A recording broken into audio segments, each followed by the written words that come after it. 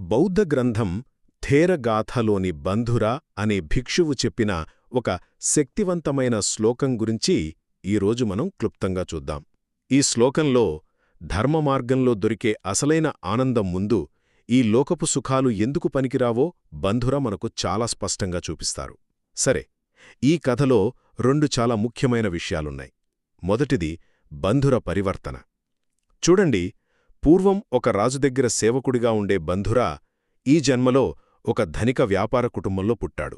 వ్యాపారం కోసం శ్రావస్తికి వెళ్ళినప్పుడు అక్కడ బుద్ధుని బోధనలకి ఎంతగానో ప్రభావితుడై సన్యాసం తీసుకున్నాడు.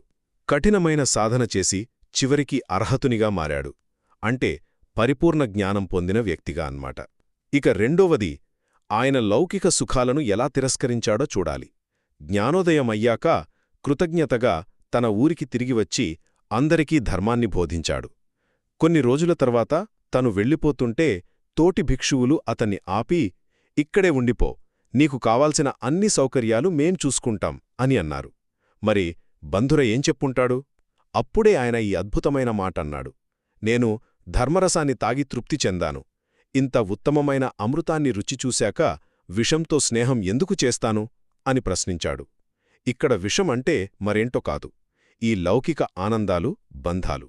అంతిమంగా బంధుర థేరుని కథ ఒక్కటే చెబుతోంది, ఆధ్యాత్మిక ఆనందం ముందు సాంసారిక సుఖాలు ఎంత నిస్సారమైనవో.